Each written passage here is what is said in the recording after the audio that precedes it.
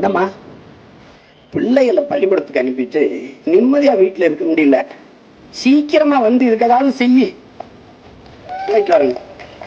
அதான் அந்த வழியை தான் சொன்னேன், நான் வந்தா போட்டு தள்ளிடுவேன்.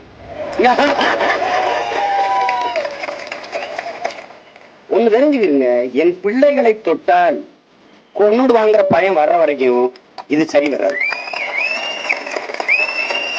பாலியல் இச்சையோடு என் பெண் பிள்ளைகளை நீ நினைப்பதும் தொடுவதும் நடந்தால் நீ உயிரோட இருக்க மாட்டாய் என்கிற நிலையை உருவாக்கும்.